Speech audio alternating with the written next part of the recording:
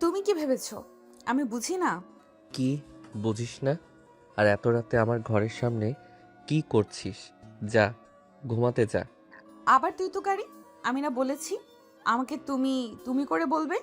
আমি এখন আর সেই হাফ প্যান্ট পরা পিচ্ছি নদী নেই।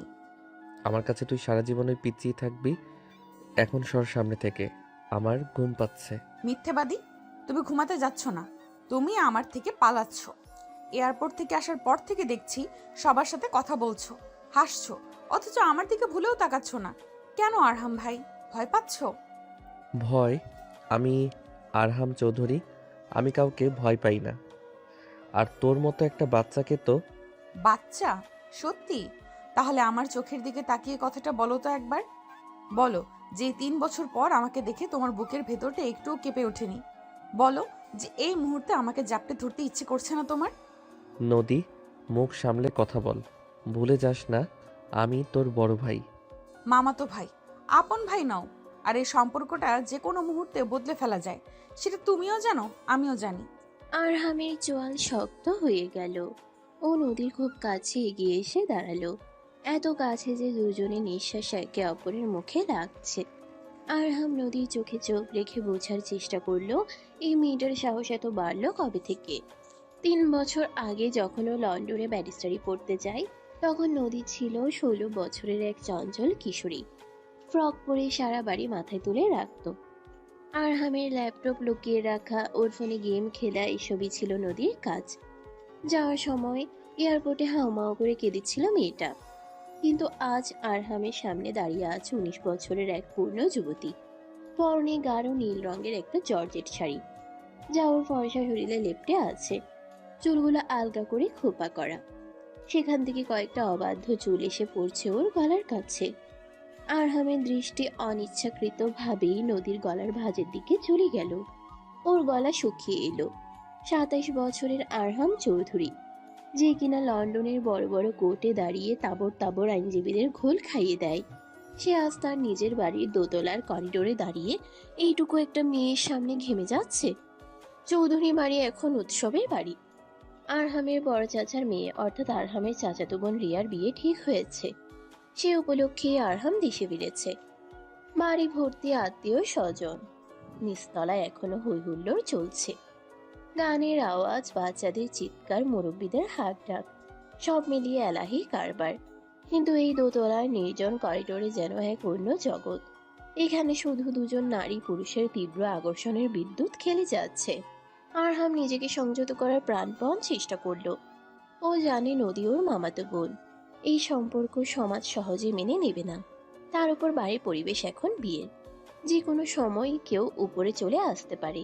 এই অবস্থায় ওদের এভাবে দেখলে কেলেঙ্কারি হয়ে যাবে। আরহাম একটু পিছিয়ে গেল, নিজের গলার টাইট একটু ঢিলে করে বড় একটা নিঃশ্বাস নিল। দেখ নদী, তুই এখন বড় হয়েছিস। তোর বোঝা উচিত কোনটা বলা সাজে আর কোনটা না। এখন অনেক রাত হয়েছে, নিজের ঘরে যা। কাল সকালে কথা হবে। আমি যাব না। তুমি আমার প্রশ্নের উত্তর দাওনি।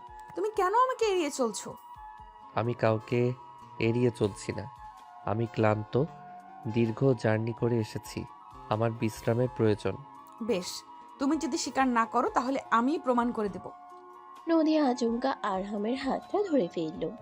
আরহাম কিছু বুঝে ওঠার আগেই নদী ওর হাতটা নিজের বুকের উপর রাখলো। আরহামের সারা শরীরে যেন বিদ্যুতের শক লাগলো। ও হাতটা সরিয়ে নিতে চাইলো, কিন্তু নদী শক্ত করে ধরে রাখলো। পাতলা ব্লাউজের উপর দিয়ে আরহাম নদীর হৃদস্পন্দন অনুভব করতে পারছিল। নদীর হৃৎপিণ্ডটা যেন আরহামের হাতের নিচেই লাফাচ্ছে। নদী আরহামের চোখের দিকে তাকিয়ে ফিসফিস করে উঠল। এখন এখন কি বলবে আরহাম ভাই? এখনো বলবে আমি পিচ্ছি, আমার হার্টবিট মিথ্যা কথা বলছে? আরহামের সহ্য ক্ষমতা শেষ সীমায় পৌঁছে যাচ্ছিল। ওর ইচ্ছে করছিল এই মুহূর্তেই নদীকে পাজাকোলা করে তুলে নিজের ঘরে নিয়ে গিয়ে দরজা বন্ধ করে দিতে, ওর ওই উদ্ধত ঠোঁট দুটোকে নিজের দখলে নিতে। কিন্তু ও পারল না। ও আরহাম চৌধুরী, ওর একটা গাম্ভীর্য আছে, একটা অবস্থান আছে এই পরিবারে। ও ঝটকা দিয়ে নিজের হাতটা ছাড়িয়ে নিল। পাগল হয়েছিস তুই? কি করছিস এসব? কেউ দেখে ফেললে কি ভাববে? যা এখান থেকে, এক্ষুনি যা। আরহাম দ্রুত পায়ে নিজের ঘরের দিকে এগিয়ে গেল। দরজাটা ধপাস করে বন্ধ করে দিয়ে ও দরজায় পিঠ ঠেকিয়ে দাঁড়িয়ে রইল। ওর বুকটা হাঁপড়ের মতো ওঠানামা করছে। ও চোখ বন্ধ করলো। বন্ধ চোখের পাতায় ভেসে উঠল নদীর সেই নীল শাড়ি পরা মূর্তি আর ওই চ্যালেঞ্জিং দৃষ্টি। আরহাম বুঝতে পারলো এই দেশে ফেরাটা ওর জন্য মোটেও সুখকর হবে না। একটা বড় ঝড় আসছে ওর জীবনে, আর সেই ঝড়ের নাম নদী। করিডোরে দাঁড়িয়ে নদী হাসলো, একটা বিজয়ীর হাসি। ও জানে ও জিতেছে। আরহামের ওই অস্থিরতা, ওই পালিয়ে যাওয়া, এটাই প্রমাণ করে যে আরহামও ওকে চায়। পালাও আরহান ভাই, যত খুশি পালাও, কিন্তু আমার হাত থেকে তুমি পালাতে পারবে না। এই নদী তোমাকে নিজের করে তবেই ছাড়বে। পরদিন সকালে চৌধুরী বাড়ির ডাইনিং টেবিলে যেন কুরুক্ষেত্র বেঁধেছে। বিশাল লম্বা টেবিলে একসাথে প্রায় 25 জন মানুষ খেতে বসেছে। হইচই, চিৎকার, প্লেটের শব্দ, সব মিলিয়ে কান পাতা দায়। টেবিলের এক মাথায় বসে আছেন দাদিজান, 80 বছর বয়স, কিন্তু গলার জোর এখনো কমেনি। তিনি লাঠি ঠুকে সবাইকে নির্দেশ দিয়ে যাচ্ছেন। ওরে রেহানা, আরহামের পাতে আর একটা মাছের টুকরো দে। ছেলেটা আমার কতদিন পরে দেশের মাছ খাচ্ছে। ওখানে তো সব বরফ দেয়া মরা মাছ খায়। রিহানা বেগম, অর্থাৎ আরহামের মা, শাড়ির আঁচল কোমরে গুজে সবার পাতে খাবার তুলে দিতে ব্যস্ত। তার পাশে দাঁড়িয়ে সাহায্য করছেন আরহামের বড় মা এবং ছোট মামি মলি বেগম। আম্মা, আপনার নাতি তো এখন বিলেত সাহেব হয়ে গেছে। ও কি আর এসব দেশি মাছের কাটা বাছতে পারবে? নদীমা, তুই তোর ভাইয়ের মাছটা বেছে দিত।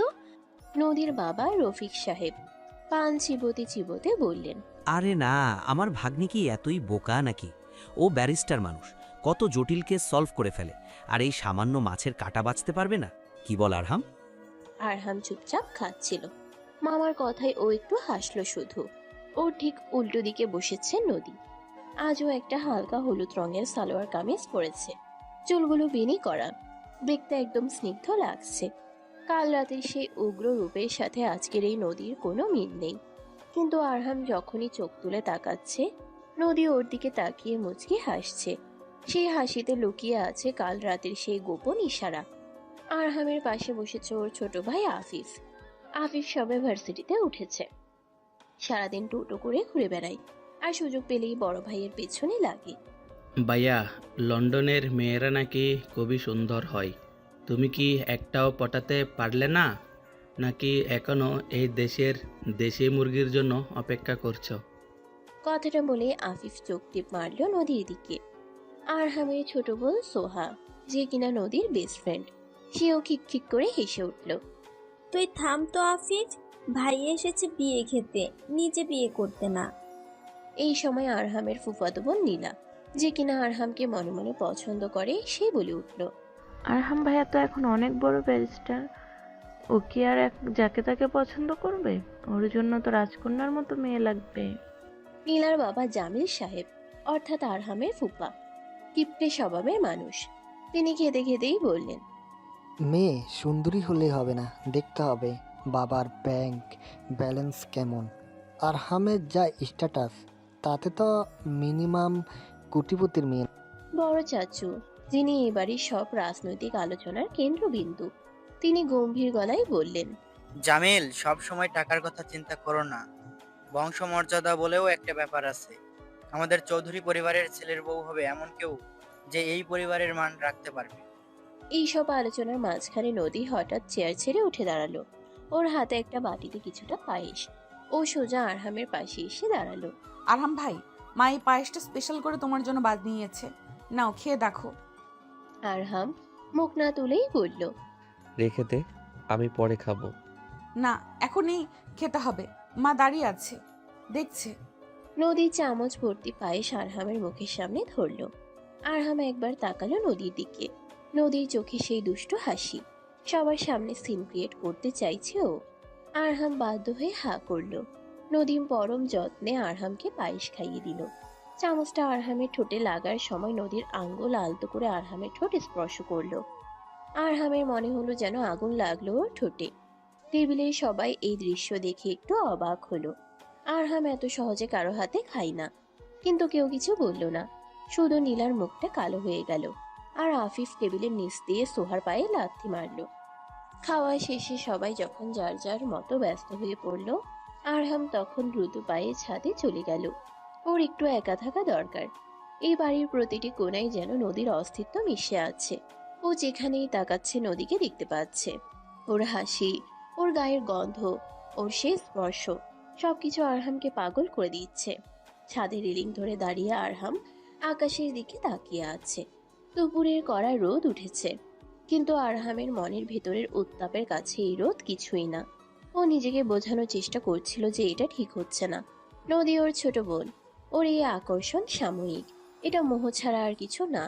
কিন্তু ওর সব যুক্তি তাসের ঘরের মতো ভেঙে পড়ল যখন ও ওর ঠিক পিছনে নদীর গলা শুনতে পেল। পায়েসটা কেমন ছিল আরহাম ভাই? মিষ্টি ঠিক ছিল নাকি আরেকটু মিষ্টি লাগবে? আরহাম ঝট করে ঘুরে দাঁড়ালো। নদী ওর খুব কাছে দাঁড়িয়ে আছে। দুপুরের রোদে ওর ফর্সা মুখটা গোলাপি হয়ে আছে, কপালে বিন্দু বিন্দু ঘাম। আরহামের খুব ইচ্ছে করলো নিজের হাত দিয়ে ওই ঘামগুলো মুছে দিতে। তুই আবার এখানে এসেছিস কেন? তোকে না বললাম আমার সামনে আসবি না? কেন আসবো না? এটা আমার মামার বাড়ি, আমি যেখানে খুশি যেতে পারি। তুমি আমাকে আটকানোর কে? আমি তোর বড় ভাই, আমি তোকে শাসন করার অধিকার রাখি। বড় ভাই? তাই নাকি? তাহলে তোমার চোখ দুটো কেন অন্য কথা বলছে? কেন তোমার চোখ আমার ঠোঁটের দিকে তাকিয়ে আছে? কেন তোমার চোয়াল শক্ত হয়ে যাচ্ছে আমাকে দেখে? আরহাম আর সহ্য করতে পারলো না। ও খপ করে নদীর বাহু দুটো ধরে ওকে নিজের দিকে টানলো। এত জোরে টানলো যে নদী গিয়ে আরহামের বুকের উপর আশ্রে পড়ল। কি চাস তুই নদী? কি প্রমাণ করতে চাস আমি দুর্বল? আমি তোর প্রেমে পড়েছি? হ্যাঁ, এটাই শুনতে চাস তুই? হ্যাঁ, এটাই শুনতে চাই। বলো, বলো তুমি যে তুমি আমাকে ভালোবাসো। বলো যে তুমি আমার জন্য পাগল। আমি আমি আরহামের কথা আটকে যাচ্ছিল। নদীর সান্নিধ্য ওকে মাতাল করে দিচ্ছিল। ও নিজের মুখটা নদীর মুখের খুব কাছে নিয়ে গেল। ও দেখতে পাচ্ছিল নদীর ঠোঁট দুটো কাঁপছে। একটা তীব্র আকাঙ্ক্ষা আরহামের শিরায় শিরায় ছড়িয়ে পড়ছিল। ও জানতো না ও আর কতক্ষণ নিজেকে ধরে রাখতে পারবে। ঠিক সেই মুহূর্তে ছাদের দরজায় কারো পায়ের শব্দ শোনা গেল। ছাদের দরজায় পায়ের শব্দ শুনে বিদ্যুৎ বেগে নদীকে নিজের বুক থেকে সরিয়ে দিল আরহাম। দুজনের মাঝখানে তৈরি হলো কয়েক ইঞ্চি নিরাপদ দূরত্ব। আরহামের বুকটা তখন হাঁপড়ের মতো উঠানামা করছে। ও দ্রুত পকেটে হাত দিয়ে উল্টো দিকে ঘুরে দাঁড়ালো, যেন আকাশ দেখাটাই তার একমাত্র কাজ। নদী অবশ্য খুব একটা বিচলিত হলো না। সে শাড়ির আঁচলটা ঠিক করে নিয়ে দরজার দিকে তাকালো। দরজায় দাঁড়িয়ে আছে সোহা, আরহামের ছোট বোন এবং নদীর বেস্ট ফ্রেন্ড। তার চোখে মুখে সন্দেহ আর কৌতুকের মেশানো এক অদ্ভুত অভিব্যক্তি। হাতে এক প্লেট পেয়ারা মাখা। কি ব্যাপার, তোমরা দুজন এখানে কি করছো? আমি তো ভাবলাম ভাইয়া একা, তাই পেয়ারা মাখা নিয়ে এলাম। কিন্তু এখানে তো দেখছি অন্য কাউকে মাখামাখি করার প্রস্তুতি চলছে। আরহাম গম্ভীর হওয়ার চেষ্টা করে ঘুরে দাঁড়ালো, কিন্তু ওর কানের লতিগুলো এখনো লাল হয়ে আছে। সেটা সোহার চোখ এড়ালো না। ফালতু কথা বলবি না সোহা। আমি এখানে একটু হাওয়া খেতে এসেছিলাম, আর নদী, ও হয়তো কিছু বলতে এসেছিল। আমি তো পায়েসের বাটি ফেরত নিতে এসেছিলাম, তাই না আরহাম ভাই? নদীর গলায় সেই চিরচেনা দুষ্টুমি। আরহাম নদীর দিকে একবার কড়া চোখে তাকালো, তারপর সোহার দিকে ফিরে বলল, আমি নিচে যাচ্ছি। বড় চাচ্চু নাকি আমাকে খুঁজছিলেন। আরহাম প্রায় পালিয়ে যাওয়ার ভঙ্গিতে ছাদ থেকে নেমে গেল। সোহা হাসতে হাসতে এগিয়ে গেল নদীর দিকে। কি রে কাল নাকিনি, কি জাদুমন্ত্র করেছিস আমার ভাইয়াটার ওপর? বেচারা তো তোকে দেখলে এখন হার্ট অ্যাটাক করবে মনে হচ্ছে। হার্ট অ্যাটাক করবে না রে, হার্টবিট মিস করবে। তোর ভাই যত গম্ভীরই সাজুক না কেন, এই নদীর স্রোতে তাকে ভাসতেই হবে। কিন্তু সাবধান, নিচতলায় কিন্তু নীলা আপু উত পেতে আছে। শুনলাম ফুফা নাকি আজ বাবাকে ভাইয়ার বিয়ের কথা বলবেন, আর পাত্রী হিসাবে নীলা আপুর নামটাই প্রস্তাব করবেন। নদীর মুখের হাসিটা ধপ করে নিভে গেল। নীলা, আরহামের ফুফাতো বোন, দেখতে সুন্দরী কিন্তু ভীষণ অহংকারী। ছোটবেলা থেকেই আরহামের উপর তার একটা অলিখিত অধিকার ফলানোর চেষ্টা। বললেই হলো আরহাম ভাই কি খেলার পুতুল যে ওরা যা বলবে তাই করবে? চল তো নিচে, দেখি কে কার নাম প্রস্তাব করে। বিকেলের দিকে চৌধুরী বাড়ির বসার ঘরটা জমজমাট। বাড়ির প্রায় সব সদস্যই উপস্থিত। রিয়ার বিয়ের কেনাকাটা লিস্ট তৈরি হচ্ছে। মাঝখানে সোফায় বসে আছেন বড় চাচ্চু। তার এক পাশে আরহামের বাবা আজহার চৌধুরী, আর অন্য পাশে জামিল সাহেব নীলার বাবা। দাদিজান তার আরাম কেদারায় বসে পান চিবোচ্ছেন। আরহাম এক কোনায় সোফায় বসে ল্যাপটপে কিছু একটা দেখছিল, কিন্তু তার কান ছিল আলোচনার দিকে। নদী আর সোহা এক পাশে দাঁড়িয়ে নিচু স্বরে কথা বলছিল। ভাইজান, একটা কথা বলছিলাম। রিয়া মা তো বিয়ে হয়ে যাচ্ছে, এরপর তো আরহামের পালা। ছেলে বিরত ফিরত ব্যারিস্টার, দেখতে শুনতে কার্তিকের মতো। ওর জন্য তো এখন থেকে মেয়ে দেখা দরকার। মলি বেগম, নদীর মা, পাশ থেকে ফোড়ন কাটলেন। তা তো বটেই দুলা ভাই, তবে আরহামের যা পছন্দ, ও কি আর আমাদের পছন্দ করা মেয়েকে বিয়ে করবে? ও হয়তো বিলেত থেকে কোনো মেম সাহেব ঠিক করে এসেছে। আরহাম ল্যাপটপ থেকে মুখ তুলে তাকালো। ছোট মামি, আমার বিয়ে নিয়ে তোমাদের এখন ভাবতে হবে না। আমি ক্যারিয়ার নিয়ে ফোকাসড। বিয়ে করার ইচ্ছে আপাতত আমার নেই। আরে ইচ্ছা নেই বললেই হলো? বয়স তো কম হলো না, আর ঘরের মেয়ে ঘরে থাকলে বাইরের মেয়ের দরকার কি? এই যে আমাদের নীলা, পড়াশোনায় ভালো, দেখতো মাশাল্লাহ আরহামের সাথে বেশ মানাবে। কি বলেন আম্মা? জামিল সাহেব দাদিজানের দিকে তাকিয়ে সমর্থন চাইলেন। নীলা লজ্জায় মাথা নিচু করে বসে আছে, কিন্তু আর চোখে আরহামের প্রতিক্রিয়া দেখার চেষ্টা করছে। আরহামের বাবা আজহার চৌধুরী কিছু একটা বলতে যাচ্ছিলেন, কিন্তু তার আগেই নদীর বাবা রফিক সাহেব বলে উঠলেন। জামিল গাই, রক্তের সম্পর্ক বেশি ঘন না হওয়াই ভালো। তাছাড়া নীলা তো আরহামের ফুফাতো বোন। ভাই বোনের বিয়ে ব্যাপারটা কেমন যেন লাগে। আরে মামা তো ফুফাতো ভাই বোনের বিয়ে তো জাহেজ, আর নিজেদের মধ্যে সম্পর্ক হলে সম্পত্তিও বাইরে যায় না। সবার অলক্ষ্যে নদীর হাত মুষ্টিবদ্ধ হয়ে গেল। ও পা বাড়াতে যাচ্ছিল কিছু একটা বলার জন্য, কিন্তু সোহা ওর হাতটা খামচে ধরল। চুপ কর, এখন কিছু বলবি না, ভাইয়াকে দেখতে দে। আরহাম ল্যাপটপটা বন্ধ করে সোজা হয়ে বসলো। ওর চোয়াল আবার শক্ত হয়ে গেছে। ওপা, আমি আমার জীবনসঙ্গী নিজেই বেছে নেব। আর নীলা আমার ছোট বোন। আমি ওকে ছোটবেলা থেকে সেই চোখেই দেখে এসেছি। এর বাইরে কিছু ভাবা আমার পক্ষে সম্ভব না। আরহামের সোজা সাপটা কথাই বসার ঘরে পিনপতন নীরবতা নেমে এলো। নীলার মুখটা অপমানে লাল হয়ে গেল। জামিল সাহেব থতমত খেয়ে গেলেন। দাদিজান গলার স্বর পরিষ্কার করে পরিস্থিতি সামাল দেওয়ার চেষ্টা করলেন। আচ্ছা আচ্ছা, এখন এসব কথা থাক, বিয়ের সময় আসুক তখন দেখা যাবে। এখন রিয়ার বিয়ের গহনা নিয়ে কথা বলো। পরিবেশটা একটু হালকা হতেই তুর্য, নদীর ভাই আর তার বউ ভাবনা ঘরে ঢুকলো।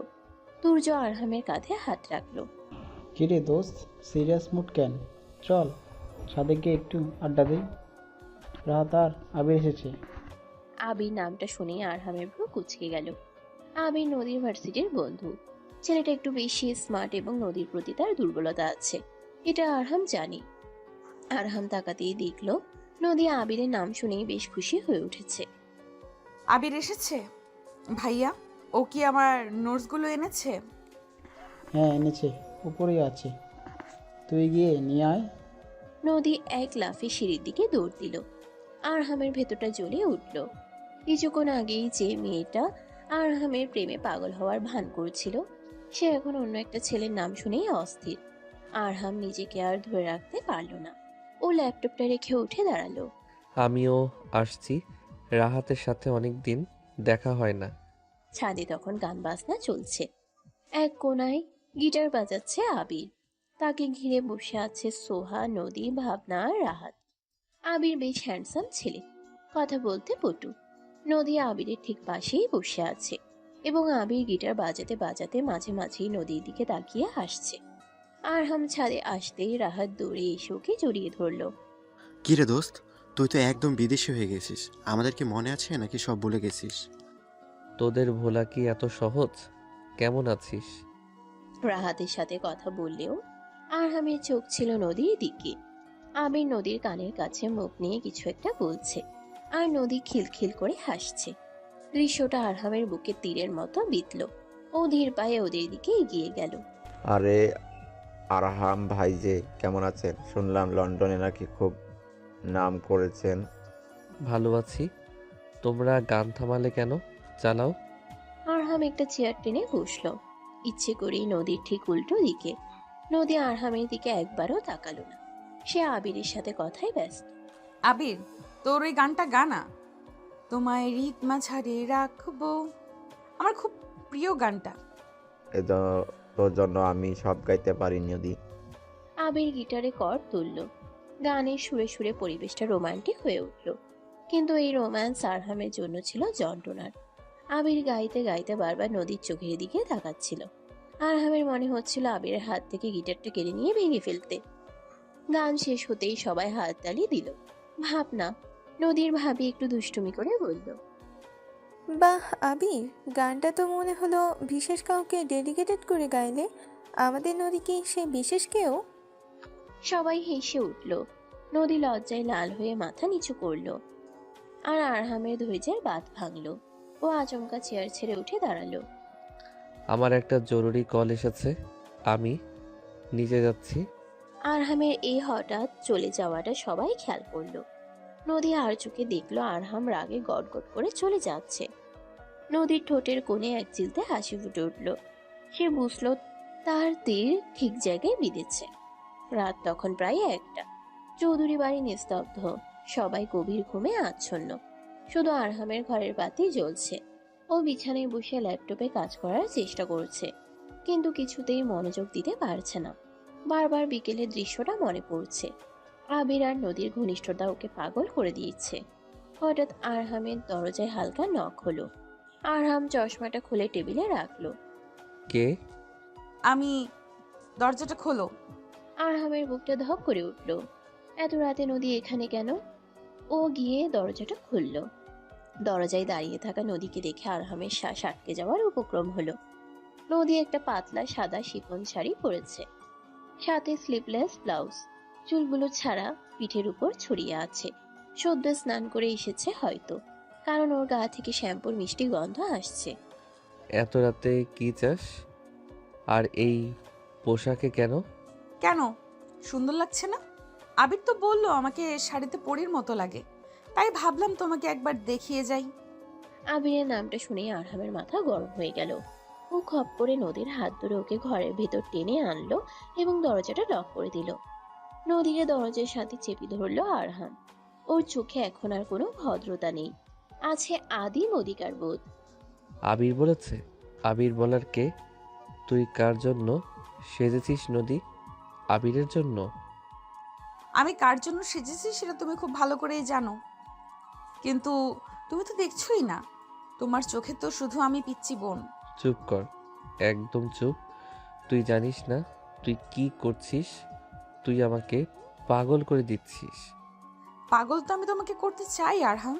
আমি চাই তুমি তোমার ওই ভদ্রতার মুখোশ খুলে ফেলো, দেখাও আমাকে তুমি আমাকে কতটা চাও।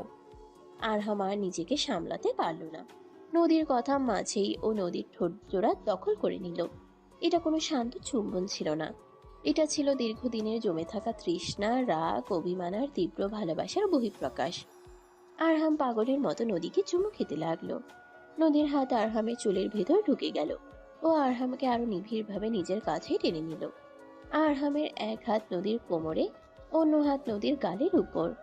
ঘরের এসি চলছে পুরো দমে, কিন্তু ওদের দুজনকে ঘিরে তখন আগ্নেয়গিরির উত্তাপ। চুমুর ফাঁকে ফাঁকে আরহাম বিড়বিড় করে বলছিল, তুই শুধু আমার নদী, শুধু আমার। ওই আবির বা অন্য কেউ যদি তোর দিকে তাকায়, আমি তাদের চোখ তুলে নেব। আমি তো শুধু তোমারই হতে চাই আরহাম ভাই, তুমি আমাকে গ্রহণ করো না কেন? আরহাম নদীকে কোলে তুলে বিছানার দিকে নিয়ে গেল। বিছানায় নামিয়ে দিয়ে ও নদীর উপর ঝুঁকে এলো। নদীর শাড়ির আঁচল সরে গেছে। আরহামের তপ্ত দৃষ্টি নদীর উন্মুক্ত কাঁধ আর গলার উপর। ও নদীর গলায় মুখ ডুবিয়ে দিল। আরহামের খোঁচা খোঁচা দাড়ি নদীর নরম ত্বকে ঘষা খাচ্ছিল। এক অদ্ভুত শিহরণে নদীর শরীর কেঁপে উঠল। আরহাম। আরহাম নদীর গলার ভাঁজে গভীর চুম্বন এঁকে দিল, যেন নিজের মালিকানা সিলমোহর করে দিচ্ছে। নদীর দুই হাত আরহামের পিঠ আঁকড়ে ধরল। ঘরে বাতাস ভারী হয়ে উঠছে ওদের নিঃশ্বাসের শব্দে। হঠাৎ আরহাম থামল। ও ও নদীর মুখের দিকে তাকালো। নদীর চোখ বন্ধ, ঠোঁট ফুলে লাল হয়ে আছে। আরহামের মনে হলো ও নিয়ন্ত্রণ হারিয়ে ফেলছে। এটা ঠিক হচ্ছে না, বিয়ের আগে এত দূর যাওয়া উচিত নয়। কিন্তু নদীর এই রূপ, এই আত্মসমর্পণ ওকে পেছাতে দিচ্ছে না। আরহাম নদীর কপালে নিজের কপাল ঠেকিয়ে ফিসফিস করে বলল, নদী আমাকে থামা, প্লিজ আমাকে থামা, না হলে আমি আর নিজেকে ধরে রাখতে পারবো না। আমি কোনো ভুল করতে চাই না। ভালোবাসায় কোনো ভুল নেই আরহাম, আর যদি ভুল হয়ও আমি সেই ভুল করতে চাই, বারবার করতে চাই। নদী আরহামের গলা জড়িয়ে ধরে ওকে আবার নিজের দিকে টানলো। আরহামের সব প্রতিরোধ ভেঙে চুরমার হয়ে গেল। ও আবার ডুবে গেল নদীর মাঝে। ঘরের নীরবতা সাক্ষী হয়ে রইল দুটি হৃদয়ের এই উত্তাল মিলনের। পরদিন সকালে আরহামের ঘুম ভাঙলো পাখির ডাকে। ও পাশে হাত দিয়ে দেখলো বিছানা খালি, নদী নেই। আরহাম ধর্মর করে উঠে বসলো। কাল রাতের কথা মনে পড়তেই ওর শরীর শিউরে উঠল। ও কি স্বপ্ন দেখছিল নাকি সত্যি? বালিশের পাশে নদীর একটা কানের দুল পড়ে আছে। আরহাম দুলটা হাতে নিল। না, স্বপ্ন নয়, সত্যি। আরহাম দুলটা মুঠোর ভিতর শক্ত করে ধরল। ওর মুখে এক অদ্ভুত তৃপ্তির হাসি ফুটে উঠল। ও মনে মনে প্রতিজ্ঞা করল, যে করেই হোক নদীকে ওর নিজের করে নিতে হবে। সমাজ, পরিবার, আত্মীয় স্বজন সবার বিরুদ্ধে যেতে হলেও ও যাবে। ফ্রেশ হয়ে নিচে নামতেই আরহাম দেখলো বসার ঘরে আবার জটলা। আজ একটা নতুন মুখ দেখা যাচ্ছে। একজন মাঝ বয়সী ভদ্রমহিলা বসে আছেন, সাথে একটি মেয়ে। মেয়েটি বেশ সুন্দরী, মডার্ন পোশাক পরা। রেহানা বেগম। আরহামের মা আরহামকে দেখে ডাকলেন, আরহাম, আয় বাবা, তোর সাথে পরিচয় করিয়ে দিই। উনি আমার ছোটবেলার বন্ধু শায়লা, আর এই হচ্ছে ওনার মেয়ে মীরা। ও লন্ডনেই থাকে। তোর সাথেই তো ব্যারিস্টারি পড়ছে মনে হয়। মীরা সোফা থেকে উঠে দাঁড়িয়ে হাসলো। হাই আরহাম, লং টাইম নো সি। তুমি তো ফেরার আগে একবারও বলেও এলে না। মীরা, তুমি এখানে? আরহাম অবাক হলেও ভদ্রতা বজায় রাখলো। কিন্তু সিঁড়ির আড়াল থেকে নদী সব দেখছিল। মীরাকে দেখিয়ে ওর ভ্রু কুঁচকে গেল। মেয়েটা যেভাবে আরহামের দিকে তাকিয়ে হাসছে, সেটা নদীর একদম পছন্দ হলো না। তার উপর মেয়েটা লন্ডনে আরহামের সাথে ছিল। কে জানে ওদের মধ্যে কি সম্পর্ক ছিল। নদী মনে মনে বলল, কাল রাতে আবিরকে নিয়ে নাটক করেছি, আজ আল্লাহ নিজেই ভিলেন পাঠিয়ে দিলেন। এই মীরাকে তো আমি নদী পার করে ছাড়বো। ঠিক সেই সময় শেফালি খালা, কাজের লোক, ট্রে হাতে চা নিয়ে আসছিল। নদী পা টিপে টিপে এগিয়ে গিয়ে শেফালি খালার পায়ের সামনে নিজের পা বাড়িয়ে দিল। ও মা গো! শেফালি খালা হোঁচট খেলেন এবং তার হাতের গরম চায়ের কাপগুলো সোজা গিয়ে পড়ল মীরার দামি ড্রেসের উপর। আউচ! What the hell! সারা ঘরে হুলস্থুল পড়ে গেল। রেহানা বেগম দৌড়ে গেলেন, আরহামও এগিয়ে গেল। মীরার আগে ফুঁসছে, আর নদী সে সিনের আড়ালে দাঁড়িয়ে শাড়ির আঁচলে মুখ ঢেকে হাসছে। নদীর এই শয়তানি হাসি আরহামের চোখ এড়ালো না। ও বুঝতে পারলো এটা কার কাজ, কিন্তু অদ্ভুত ভাবে ওর রাগ হলো না, বরং ওর মনে হলো আমার পিচ্চি বউটা দেখছি সাংঘাতিক জেলাস। বসার ঘরে তখন হুলস্থুল কাণ্ড। মীরার দামি ইম্পোর্টেড ড্রেসটা চা পরে একদম নষ্ট হয়ে গেছে। সে রাগে গজগজ করছে আর টিস্যু দিয়ে জামা মোছার ব্যর্থ চেষ্টা করছে। রিহানা বেগম খুব লজ্জিত, তিনি বারবার ক্ষমা চাইছেন। শেফালি খালা তো ভয়ে জড়সড় হয়ে এক কোনায় দাঁড়িয়ে কাঁপছে। আন্টি, এটা কি ধরনের কেয়ারলেসনেস? এই ড্রেসটা আমি প্যারিস থেকে এনেছিলাম। It's ruined. মা মীরা, তুমি কিছু মনে করো না, কাজের মেয়ে তো, হয়তো খেয়াল করেনি। তুমি বরং আমার ঘরে চলো, কাপড়টা বদলে নাও। আরহাম এতক্ষণ চুপ করে দাঁড়িয়ে ছিল।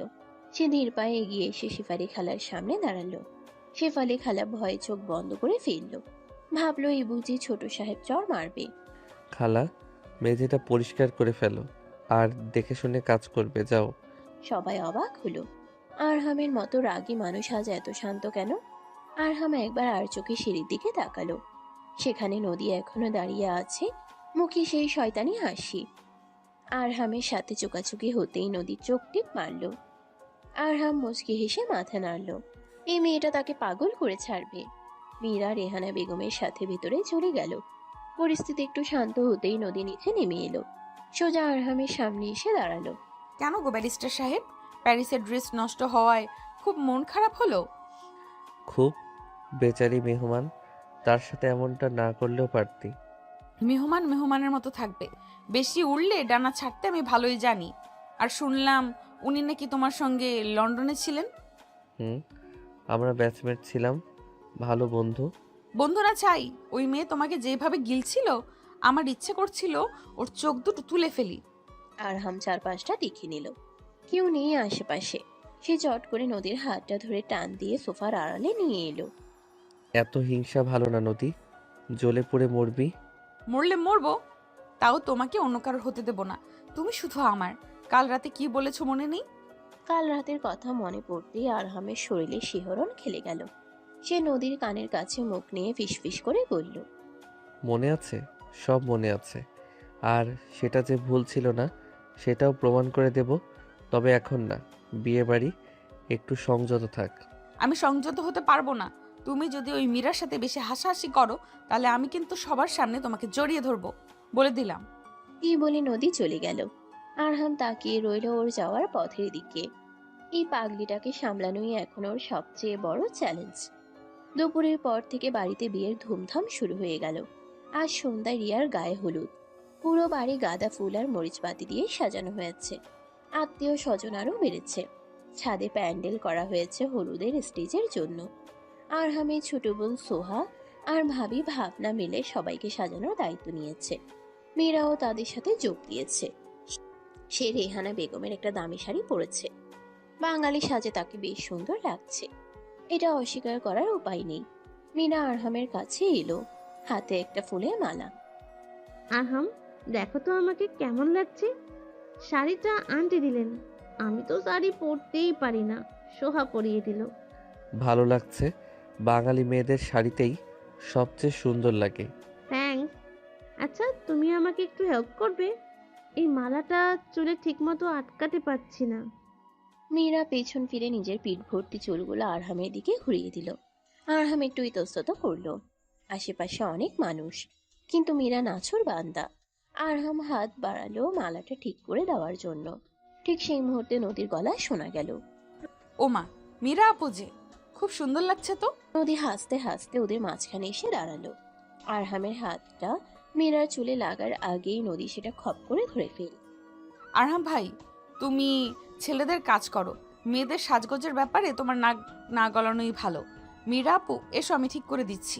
নদী মীরাকে একরকম জোর করেই টেনে নিয়ে গেল। যাওয়ার সময় আরহামের দিকে তাকিয়ে এমন একটা ভঙ্গি করলো যার মানে বেঁচে গেলে বাছা। সন্ধ্যায় ছাদ ভর্তি মানুষ, গানের তালে তালে সবাই নাচছে। বরপক্ষ থেকেও লোকজন এসেছে। রিয়ার গায়ে হলুদ দেওয়া হচ্ছে। আরহাম পাঞ্জাবি পরে এক কোণায় দাঁড়িয়ে অতিথিদের আপ্যায়ন তদারকি করছে। নদী আজ একটা কাঁচা হলুদ রঙের শাড়ি পরেছে, সাথে ফুলের গয়না।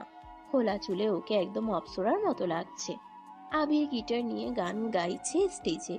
নদী আবিরের পাশে দাঁড়িয়ে তালি দিচ্ছে। আরহামের চোখ বারবার নদীর দিকে যাচ্ছে। আবির ছেলেটা বড্ড বেশি বাড়াবাড়ি করছে। গানের ফাঁকে ফাঁকে সে নদীর সাথে কথা বলছে, হাসছে। আরহামের চোয়াল শক্ত হয়ে আসছে। হঠাৎ নীলা আরহামের পাশে এসে দাঁড়ালো। ভাইয়া, নদী আর আবির ভাইয়াকে দেখে মনে হচ্ছে ওদের মধ্যে কিছু একটা চলছে, তাই না? মানে? দেখো না, সারাক্ষণ কেমন আঠার মতো লেগে আছে। আবির ভাইয়া তো শুনলাম নদীর জন্য আজ থেকে গেছে।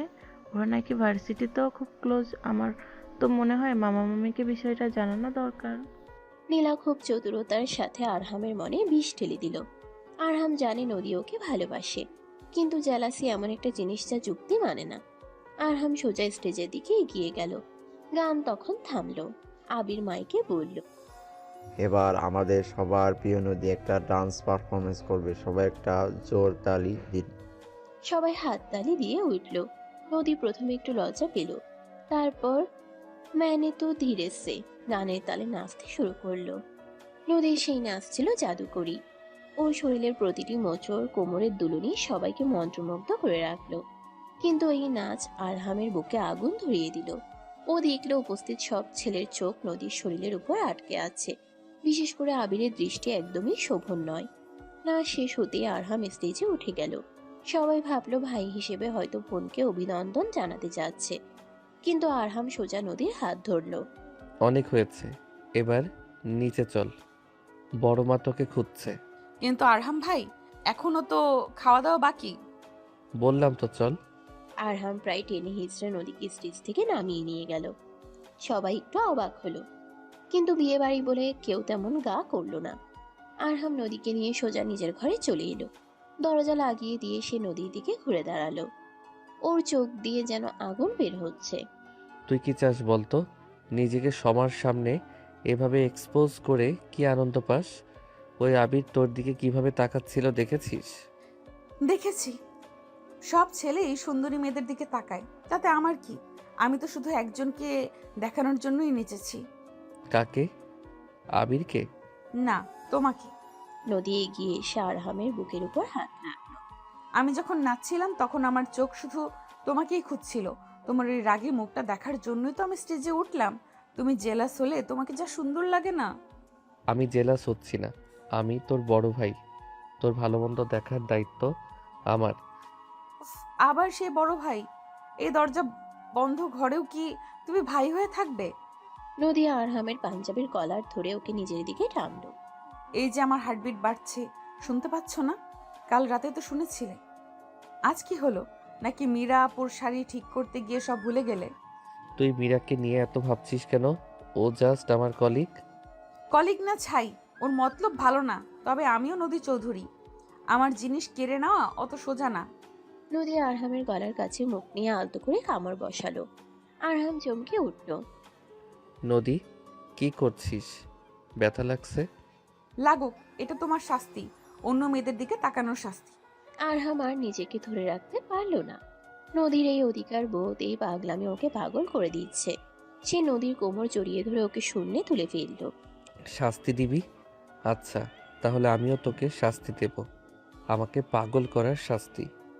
আরহাম নদীকে বিছানায় শুয়ে দিল। হলুদ শাড়িকে নদীকে লাগছে হলুদ বরণ কন্যার মতো। আরহাম নদীর উপর ঝুঁকে এলো। নদীর খোলা চুলে হাত বুলিয়ে দিয়ে সে নদীর ঠোঁটে গভীর চুম্বন এঁকে দিল। নদীর হাত আরহামের ঘাড় জড়িয়ে ধরল। বাইরে বিয়ের বাজনা বাজছে, আর ভেতরে দুটি শরীর একাকার হয়ে যাচ্ছে ভালোবাসার উত্তাপে। আরহাম নদীর শাড়ির আঁচল সরিয়ে দিয়ে ওর কাঁধে মুখ ঘষল। নদীর মুখ থেকে অস্ফুট গোঙানির শব্দ বের হলো। আরহাম প্লিজ, কেউ এসে পড়বে। আসুক, আজ আমি কাউকে পরোয়া করি না। তুই আমার, আজ সবাইকে বলে দেব। না পাগল, এখন না, পরে। ওদের এই গভীর মুহূর্ত বেশিক্ষণ স্থায়ী হলো না। দরজায় আবার নক। এবার আর সোহা বা নদী নয়, স্বয়ং দাদিজানের গলা।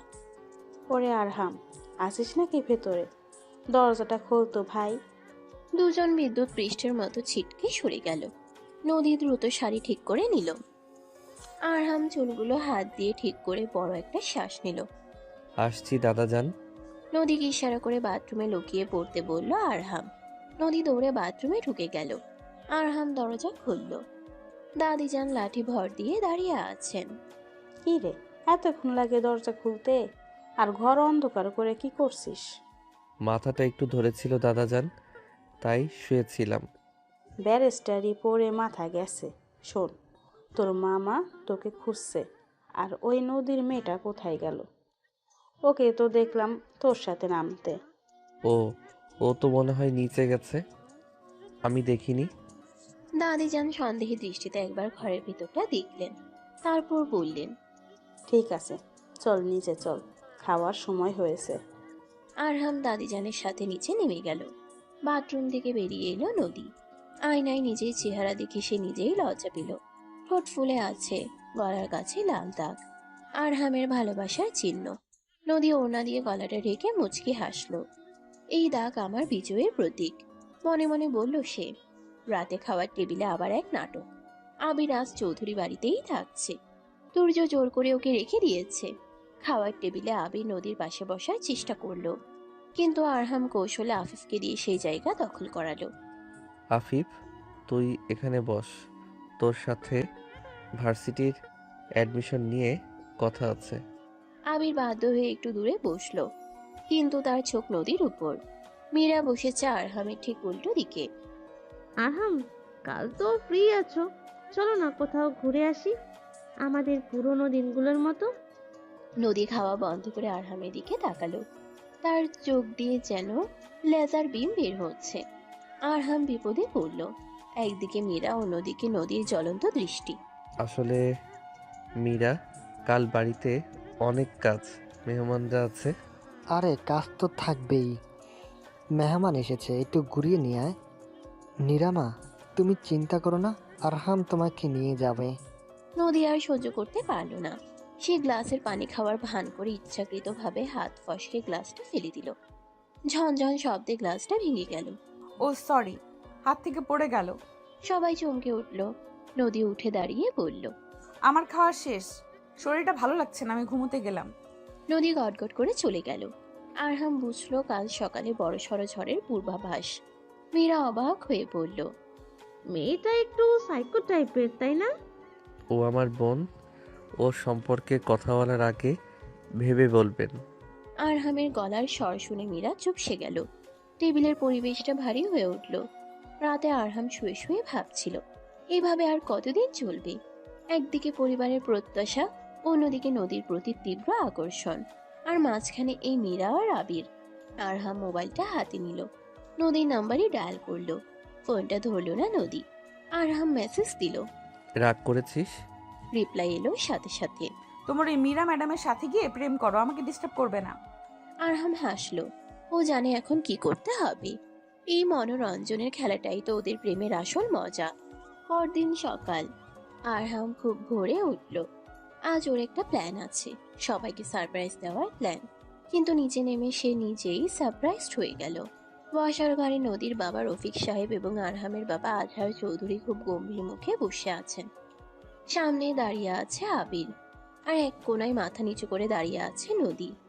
আরহামের বুকটা ধক করে উঠল। কি হয়েছে? ধরা পড়ে গেল নাকি ওরা? আরহাম, আয়, তোর সাথে কথা আছে। কি হয়েছে মামা, এত গম্ভীর কেন সবাই? আবির একটা প্রস্তাব দিয়েছে। ও নদীকে পছন্দ করে। ও নদীর বিয়ের প্রস্তাব দিয়েছে। আরহামের পায়ের নিচ থেকে মাটি সরে গেল। আবির, নদীর বিয়ের প্রস্তাব? আরহাম নদীর দিকে তাকালো। নদী অসহায় দৃষ্টিতে আরহামের দিকে তাকিয়ে আছে। ছেলে ভালো, বড় লোকের ছেলে, স্মার্ট, শিক্ষিত, আমাদের তো আপত্তি থাকার কথা না। কি বলিস আরহাম? তুই তো ওদের জেনারেশনের, হ্যাঁ? তোর মতামত কি? আরহামের মনে হলো পুরো পৃথিবীটা ঘুরছে। ওর চোখের সামনে ভেসে উঠল গত রাতে সেই ঘনিষ্ঠ মুহূর্তগুলো। নদী কি তবে আবিরকে কথা দিয়েছে, নাকি এটা আবিরের একতরফা সিদ্ধান্ত? আরহাম আবিরের দিকে তাকালো। আবির খুব কনফিডেন্টলি হাসছে, যেন সে জেনেই গেছে যে এই বিয়ে হবেই। আরহাম ধীরে ধীরে এগিয়ে গেল। ওর হাত মুষ্টিবদ্ধ, ওর চোয়াল শক্ত। ও আজহার চৌধুরীর চোখের দিকে তাকিয়ে বলল, এই বিয়ে হবে না বাবা। কেন? সমস্যা কি? কারণ কারণ সবাই আরহামের দিকে তাকিয়ে আছে। নদী শ্বাস বন্ধ করে অপেক্ষা করছে। আরহাম কি পারবে সত্যটা বলতে, নাকি সমাজের ভয়ে পিছিয়ে যাবে?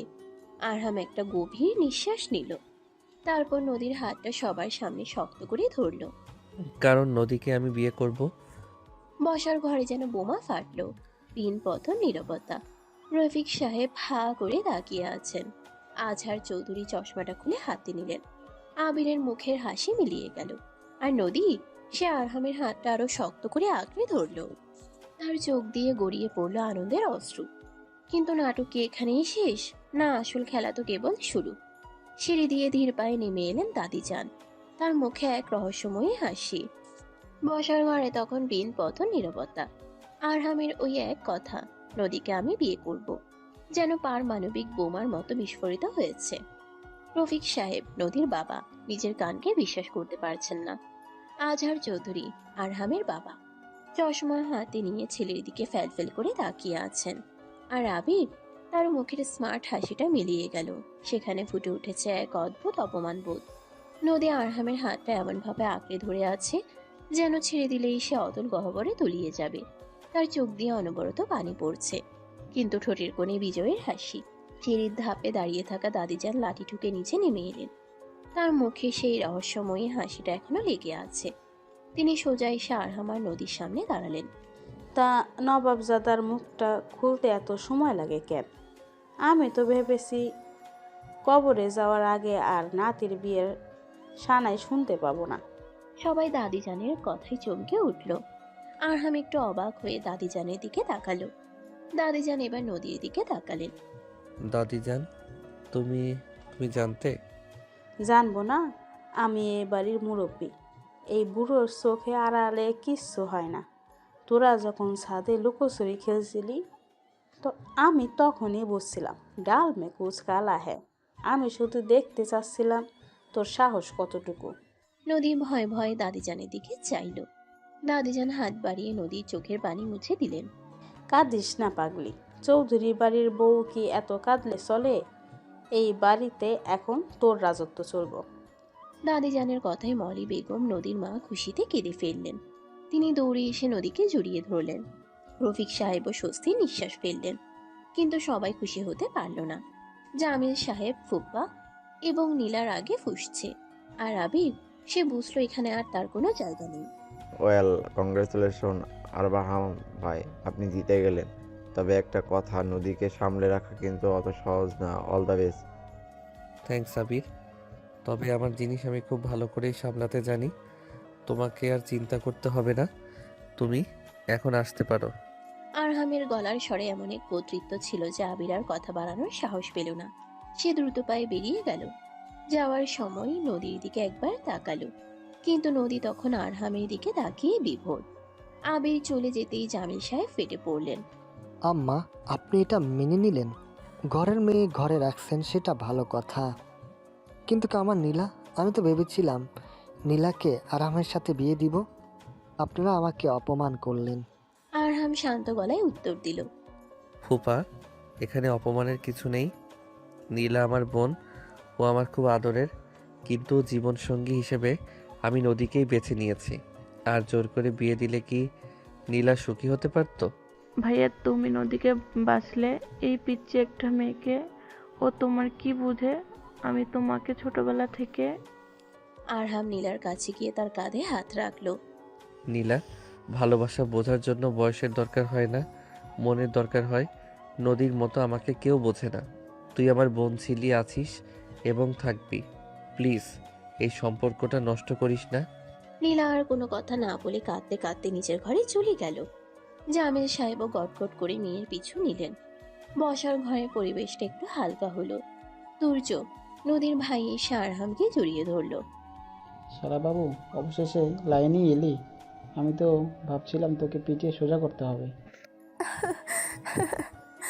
আমি তো আগেই জানতাম আমাদের নদী কি কম জাদুকরি নাকি? ব্যারিস্টার সাহেবকে একদম ঘায়েল করে দিয়েছে। সোহা আর আফিফ তো খুশিতে লাফাচ্ছে। আফিফ নদীর সামনে গিয়ে স্যালিউট দিল। ভাবিজান, এতদিন তো পিচ্ছি বলে ক্যাপাতাম, এখন তো দেখছি সালাম টুকতে হবে। আমার পকেট মানিটা কিন্তু ডাবল হওয়া চাই। সবাই হাসলো, কিন্তু এই হাসির মাঝেও একজন চুপ করেছিলেন। রিহানা বেগম, আরহামের মা। তার মুখটা থমথমে। তিনি কিছু না বলে নিজের ঘরের দিকে পা বাড়ালেন। আরহাম মায়ের এই নীরবতা লক্ষ্য করল। দুপুরের পর আরহাম নিজের ঘরে বসেছিল। হঠাৎ দরজা খুলে নদী ঢুকলো। তার পরনে এখন লাল রঙের একটা শাড়ি, চোখে গাঢ় করে কাজল দেওয়া। আরহাম ল্যাপটপ সরিয়ে রেখে নদীর দিকে তাকালো। এই মেয়েটা প্রতি মুহূর্তেই যেন নতুন করে সুন্দর হয়ে ওঠে। নদী ধীর পায়ে আরহামের কাছে এগিয়ে এলো। আরহামের কোলে বসে পড়ল সে, কোনো সংকোচ ছাড়াই। আরহামের দুই গালে হাত রেখে সে বলল, সত্যি করে বলো তো, তুমি কি সত্যিই আমাকে বিয়ে করবে, নাকি দাদিজানের ভয়ে বললে? ভয় আমি কাউকে পাই না নদী, আর তোকে বিয়ে করার সিদ্ধান্তটা আমার অনেক আগেই নেওয়া ছিল। শুধু সঠিক সময়ের অপেক্ষা করছিলাম। জানো, আবির যখন বিয়ের প্রস্তাব দিল আমার দম বন্ধ হয়ে আসছিল। মনে হচ্ছিল আমি মরে যাব। তুমি যদি তখন না বলতে। নদীর গলা ধরে এলো। আরহাম তর্জনী দিয়ে নদীর ঠোঁটে আলতো চাপ দিল। চুপ, ওসব কথা আর মনে করবি না। তুই শুধু আমার, এই অধিকার আমি কাউকে দেব না। আমি ভাবতেই পারছি না আমরা এখন সবার সামনে এক হতে পারবো। আর কোনো লুকোচুরি নেই। লুকোচুরি নেই কে বলল? রোম্যান্স কি আর সবার সামনে করা যায়? ওটা তো আড়ালেই করতে হয়, যেমন এখন। আরহাম নদীর চিবুক ধরে তার মুখটা উঁচুতে তুলল। নদীর কাজলে আঁকা চোখ দুটোতে এখন শুধুই সমর্পণ। আরহাম ধীরে ধীরে নদীর ঠোঁটে নিজের ঠোঁট ছোঁয়ালো। প্রথমে আলতো করে, তারপর ধীরে ধীরে সেই চুম্বন গাঢ় থেকে গাঢ়তর হতে লাগলো। নদীর হাত আরহামের চুল খামচে ধরল। আরহামের স্পর্শে নদীর শরীরে শিহরণ খেলে গেল। আরহামের হাত নদীর ব্লাউজের পিঠের ফিতাগুলো নিয়ে খেলা করছিল। নদী আরহামের কানের কাছে ফিসফিস করে বলল, দরজাটা দরজাটা কি লক করা? লক করা না থাকলেও কেউ আসার সাহস পাবে না এখন। আরহাম নদীকে বিছানায় শুয়ে দিল। লাল শাড়িতে মোড়ানো নদীকে দেখে আরহামের মনে হলো সে কোনো দেবীকে স্পর্শ করছে। আরহাম নদীর গলার ভাঁজে মুখ ডুবিয়ে দিল। নদীর শরীরের বুনো ঘ্রাণ আরহামকে মাতাল করে তুলছিল। আরহামের প্রতিটি চুম্বনে ছিল দীর্ঘ প্রতীক্ষার অবসান। নদীও সাড়া দিচ্ছিল সমান আবেগে। সে আরহামকে নিজের মাঝে মিশিয়ে নিতে চাইছিল। ঠিক সেই মুহূর্তে দরজায় খটখট শব্দ ছিল। দুজনেই চমকে উঠল। আরহাম বিরক্ত মুখে দরজার দিকে তাকালো। কে? ছোট সাহেব, বড় আম্মা আপনাকে ডাকে, জরুরি কথা আছে। আরহাম নদীকে ইশারা করলো অপেক্ষা করতে। সে শার্টটা ঠিক করে দরজা খুলল। মা ডাকছে, আসছি। আরহাম রেহানা বেগমের ঘরে গেল। রেহানা বেগম জানালার দিকে তাকিয়ে দাঁড়িয়ে আছেন। মীরা সোফায় বসে ম্যাগাজিন উল্টাচ্ছে। আরহাম বুঝলো মীরা মায়ের কান ভারী করেছে। মা, তুমি ডেকেছো? হ্যাঁ, তোর কি মাথা খারাপ হয়ে গেছে আরহাম? তুই কি নদীকে বিয়ে করবি? ও তো তোর মামাতো বোন, তার ওপর বয়সে কত ছোট, এখনো পড়াশোনায় শেষ হয়নি। সমাজ কি বলবে? সমাজ কি বললো তাতে আমার কিছু যায় আসে না মা। আর কাজিন ম্যারেজ আমাদের ধর্মে বা আইনে নিষিদ্ধ না। আর বয়সের কথা বলছো? প্রেম কি বয়স দেখে হয়? কিন্তু মীরা মীরা তোকে কত পছন্দ করে। ও তোর সমকক্ষ, ওর সাথে তোর স্ট্যাটাস মিলে। নদীর সাথে তোর কি মিল আছে? ও তো এখনো বাচ্চাই রয়ে গেছে। আরহাম মীরার দিকে একবার তাকালো। মীরা চোখ নামিয়ে নিল। আরহাম মায়ের কাছে গিয়ে হাত ধরল। মা, স্ট্যাটাস দিয়ে সংসার হয় না, ভালোবাসা দিয়ে হয়। মীরা হয়তো আমার কলিগ হিসেবে পারফেক্ট, কিন্তু জীবনসঙ্গী হিসেবে না। নদী আমাকে বোঝে, ও আমার অগোছালো জীবনটা গুছিয়ে দিতে পারে। তুমি কি চাও না তোমার ছেলে সুখী হোক? কিন্তু নদী তো কোনো কাজই পারে না। ও কি পারবে এই সংসারের দায়িত্ব নিতে? মা, নদী শিখবে, তুমি আছো, বড় মা আছে, তোমরা ওকে শিখিয়ে নেবে। আর ও ছোট বলে ওকে অবহেলা করো না, ওর মনের জোর অনেক। রেহানা বেগম চুপ করে রইলেন। ছেলের এই দৃঢ়তা দেখে তিনি বুঝলেন আরহাম তার সিদ্ধান্ত বদলাবে না। মীরা সোফা থেকে উঠে দাঁড়ালো। আন্টি, আরহাম যখন ডিসাইড করেই ফেলেছে তখন আর কি করার। তবে আরহাম ইমোশনাল হয়ে ডিসিশন নিচ্ছ, পরে পস্তাতে না হয়। সেটা আমার ব্যাপার মীরা, তুমি তোমার চিন্তা করো। আর হ্যাঁ, আমার এবং নদীর মাঝখানে আসার চেষ্টা আর করো না প্লিজ। আরহাম ঘর থেকে বেরিয়ে এলো। বাইরে নদী দাঁড়িয়েছিল। সে সব শুনেছে। আরহামকে দেখে সে দৌড়ে এসে তাকে জড়িয়ে ধরলো। তুমি মায়ের মুখের ওপর এত কথা বললে আমার জন্য? তোর জন্য আমি পুরো পৃথিবীর সাথে লড়তে পারি নদী।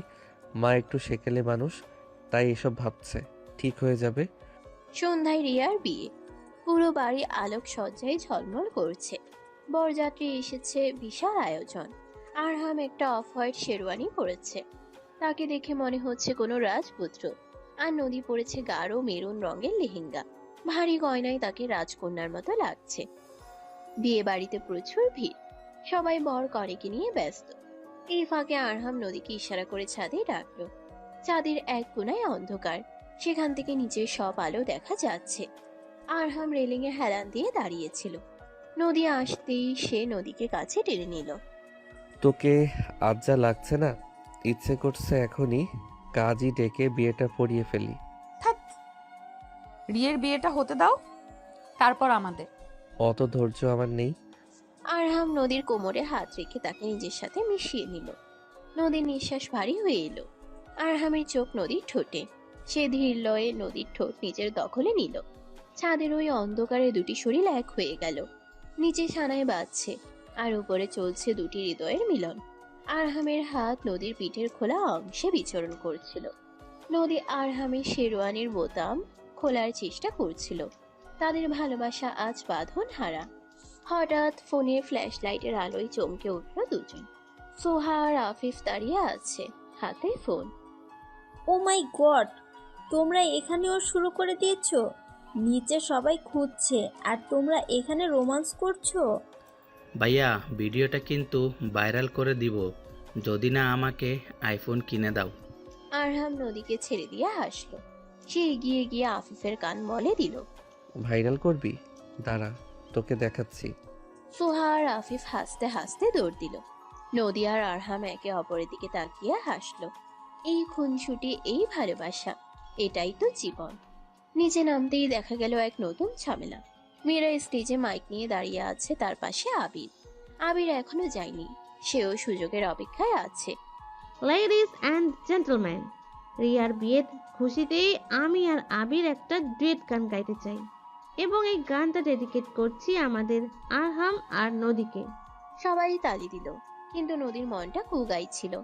মীরা আর আবির একসাথে, এরা নিশ্চয়ই কোনো মতলব আছে। মীরা আর আবির গান গাইতে শুরু করলো। কি করে তোকে বলবো তুই কে আমার। গানটা সুন্দর, কিন্তু গানের মাঝখানে মীরা এমন কিছু কথা বলতে লাগলো যা আরহাম আর নদীর জন্য অস্বস্তিকর। ভালোবাসা আসলে অদ্ভুত, কখন যে কাজিন লাভার হয়ে যায় আর কখন যে বেস্ট ফ্রেন্ড শত্রু হয়ে যায় বোঝা দেয়। তবে কিছু ভালোবাসা আসলে মোহ, যা সময়ের সাথে কেটে যায়। নদীর মুখটা কালো হয়ে গেল। আরহাম রাগে দাঁত কিরমির করলো। গান শেষ হতে আরহাম স্টেজে উঠে গেল। সে মীরার হাত থেকে মাইকটা নিল। মীরা খুব সুন্দর বলল, তবে একটা কথা ও ভুলে গেছে। মোহ কাচের মতো, একটু আঘাতেই ভেঙে যায়, কিন্তু ভালোবাসা হীরের মতো, যত আঘাত পাবে তত উজ্জ্বল হবে। আর আমার আর নদীর ভালোবাসা ওই হীরের মতো। আবির, মীরা, তোমাদের ধন্যবাদ আমাদের পরীক্ষা নেওয়ার জন্য, কিন্তু আমরা পাশ করে গেছি। সবাই জোরে হাততালি দিয়ে উঠল। দাদিজান নিচে বসে লাঠি ঠুকে বললেন, সাবাস বেটা, একেই বলে চৌধুরীর নাতি। মীরা আর আবির অপমানে লাল হয়ে স্টেজ থেকে নেমে গেল। নদী আরহামের দিকে তাকিয়ে গর্বিত বোধ করল। তার আরহাম ভাই আজ সত্যিই তার হিরো। রাত গভীর হয়েছে, রিয়ার বিদায় হয়ে গেছে। বাড়িটা এখন কিছুটা শান্ত। আরহাম নিজের ঘরে শুয়ে আছে, ক্লান্ত। হঠাৎ দরজা খুলে নদী ঢুকলো, তার হাতে এক গ্লাস দুধ। কি গো হবু বর, ক্লান্ত হয়ে গেছো? একটু আয়, কাছে আয়। নদী দুধের গ্লাসটা টেবিলে রেখে আরহামের পাশে শুয়ে পড়ল। আরহাম নদীকে নিজের বাহুবন্ধনে জড়িয়ে নিল। নদী, আর মাত্র কয়েকটা দিন, তারপর তুই পাকাপাকি ভাবে এই ঘরে আসবি আমার বউ হয়ে। আমি তো এখনই তোমার বউ, মনে মনে। মনে মনে না, আমি তোকে সর্বস্ব দিয়ে পেতে চাই, শরীরে, মনে, সব কিছুতে। আরহাম নদীর কপালে চুমু খেলো। তারপর ধীরে ধীরে তার হাত নদীর শরীরের স্পর্শকাতর জায়গাগুলো ছুঁতে লাগলো। নদী আরহামের স্পর্শে গলে যাচ্ছিল। সে আরহামের বুকে মুখ লুকিয়ে বলল, আরহাম, আমি ভয় পাচ্ছি না, আমি শুধু তোমার হতে চাই। আজ, এখন। আজ না পাগলি, বাসরাতের জন্য কিছু জমা থাক। সেই রাতটা হবে আমাদের জীবনের শ্রেষ্ঠ রাত। আমি চাই না তাড়াহুড়ো করে কিছু হোক, তোকে আমি রাজরানীর মতো সম্মান দিয়ে ঘরে তুলব। নদী আরহামের বুকে মাথা রেখে নিশ্চিন্তে চোখ বন্ধ করলো। সে জানে এই মানুষটা তাকে কতটা ভালোবাসে। তার সম্মান, তার ইচ্ছে, সব কিছুই আরহামের কাছে দামি। কিন্তু তারা জানতো না তাদের সামনে অপেক্ষা করছে শেষ এবং সব থেকে বড় পরীক্ষা।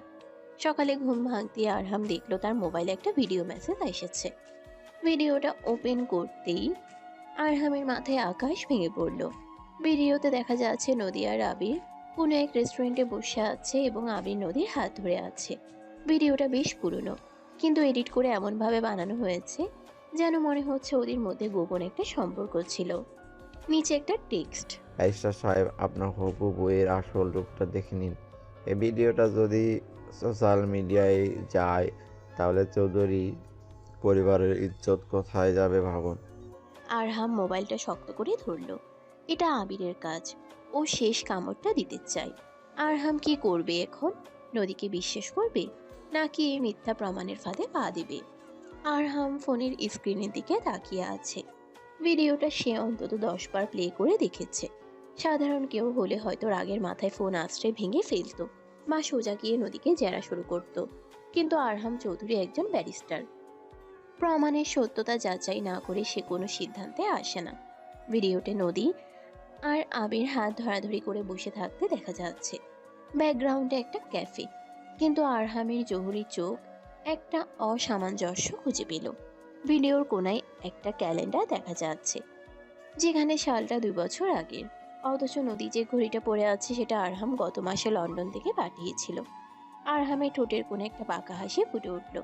সে বুঝলো এটা আবিরের কাঁচা হাতের কাজ। এডিট করতে গিয়ে সময়ের হিসেব রাখতে পারেনি গাধাটা। আরহাম ফোনটা পকেটে রাখলো। এই ভিডিওটা এখন আবিরের গলার ফাঁস হবে। সকাল 10টা, নাস্তার টেবিলে সবাই উপস্থিত। আবির বেশ ফুরফুরে মেজাজে আছে। সে বারবার আরহামের দিকে তাকাচ্ছে, আশা করছে কখন বোমাটা ফাটবে। মীরাও বেশ উৎসাহ নিয়ে অপেক্ষা করছে। নদী চুপচাপ মাথা নিচু করে খাচ্ছে। সে জানে না তার বিরুদ্ধে কি ষড়যন্ত্র চলছে। আরহাম ধীরে স্থির ভাবে চায়ে চুমুক দিল, তারপর পকেট থেকে ফোনটা বের করে টেবিলের উপর রাখলো। আবির, তোমার ভিডিও এডিটিং স্কিল তো দারুণ, তবে ডিটেলিংয়ে একটু কাঁচা। আবিরের ফুরফুরে ভাবটা মুহূর্তেই উবে গেল।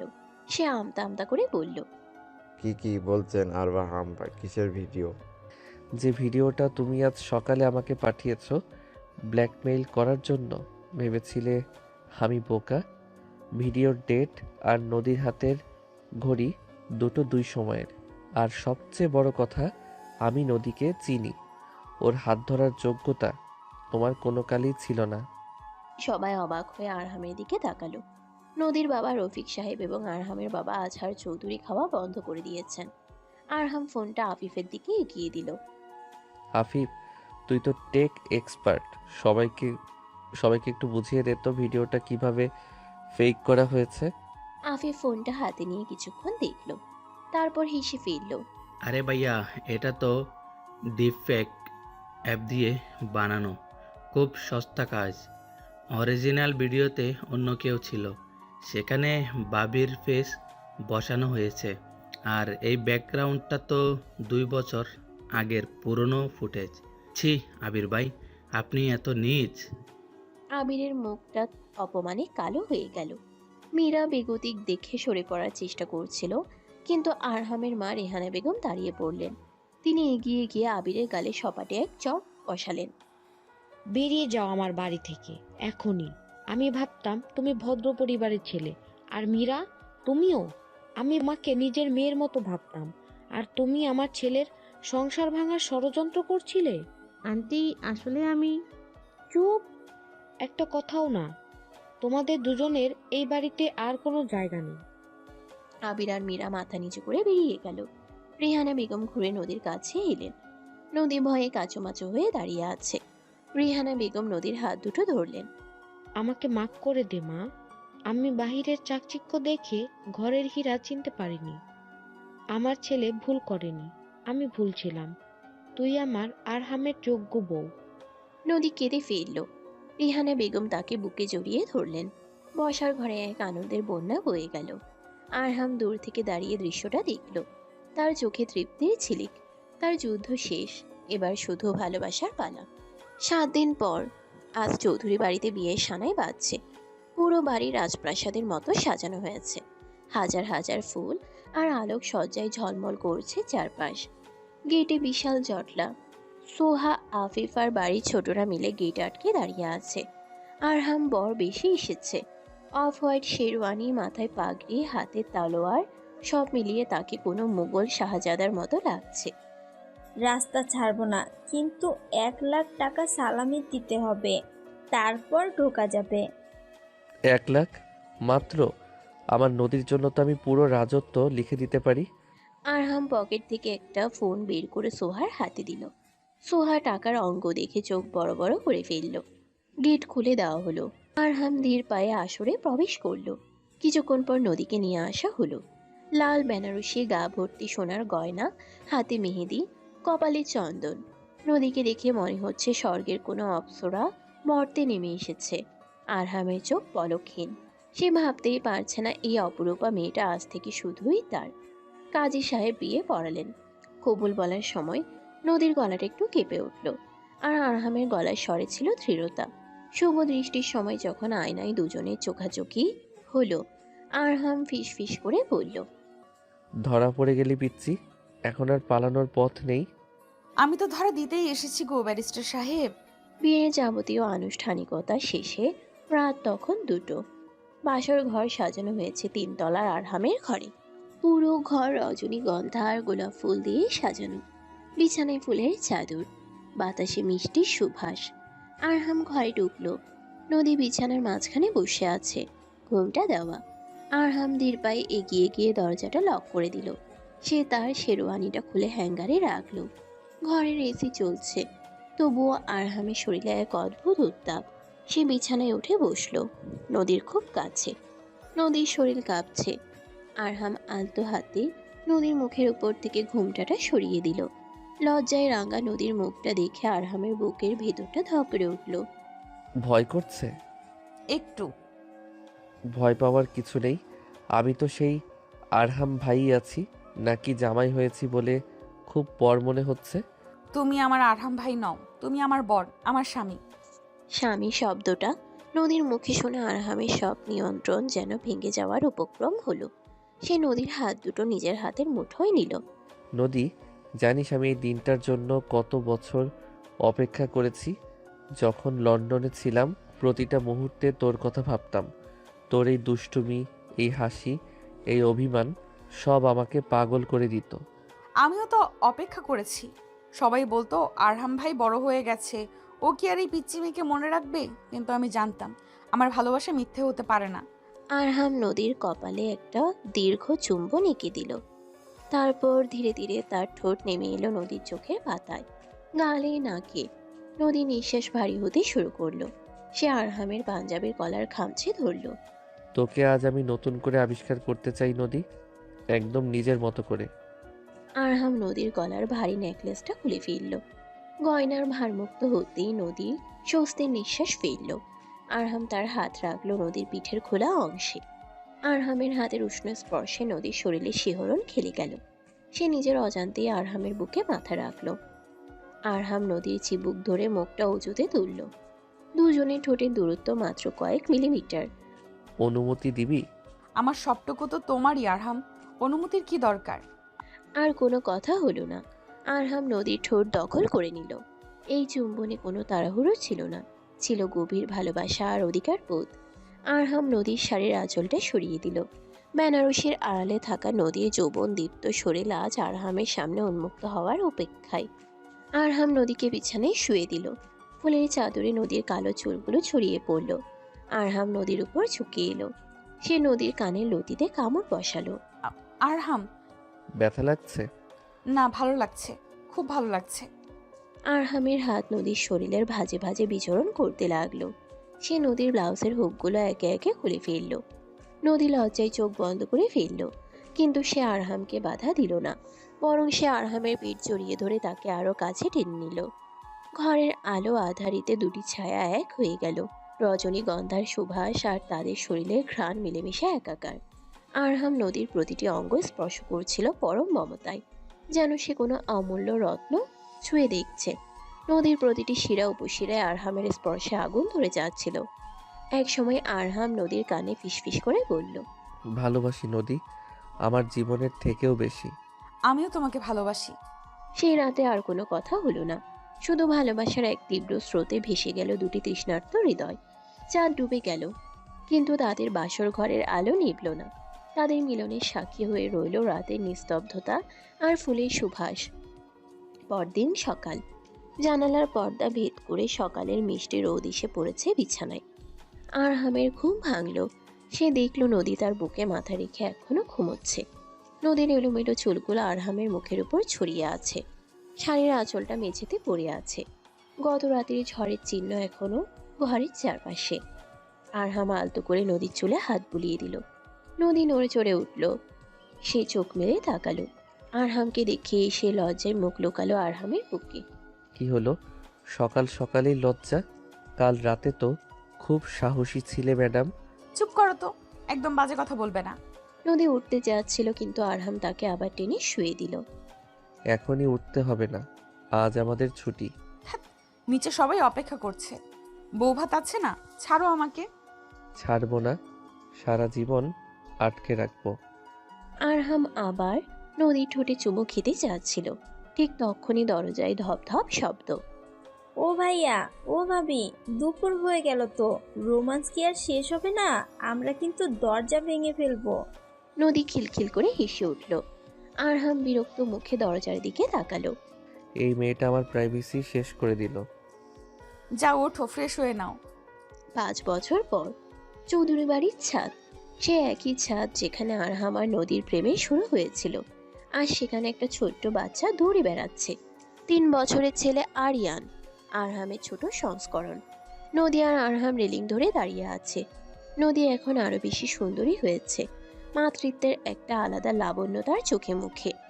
আরহামের চুলে 2-1টা পাকা চুল উকি দিচ্ছে, কিন্তু তার গাম্ভীর্য এখনো অটুট। পাপা পাপা, দেখো পাখি। আরহাম ছেলেকে কোলে তুলে নিল। হ্যাঁ বাবা, পাখি। নদী আরহামের কাঁধে মাথা রাখলো। মনে আছে আরহাম, এই ছাদে দাঁড়িয়ে তুমি আমাকে শাসন করতে, বলতে আমি পিচ্ছি। মনে আছে। আর সেই পিচ্চিটাই এখন আমাকে শাসন করে, আর আমার ছেলের মা হয়েছে। আর মীরা আপু, আবির, ওদের কথা মনে পড়ে? যারা আমাদের গল্পে ভিলেন ছিল, তাদের কথা মনে করে সময় নষ্ট করার মানে হয় না। ওরা ওদের পাপের ফল পেয়েছে, আমরা আমাদের ভালোবাসা পেয়েছি, এটাই সত্য।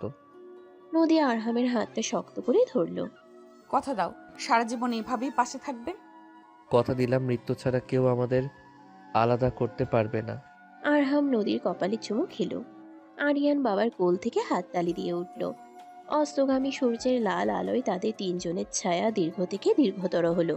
পিচ্ছি মামাতো বোন এখন শুধু বউ নয়, সে আরহামের পুরো পৃথিবী। ভালোবাসার জয় হয়েছে, আর সেই জয়ে আছে এক অটুট বন্ধন, একটি পরিপূর্ণ হ্যাপি এন্ডিং।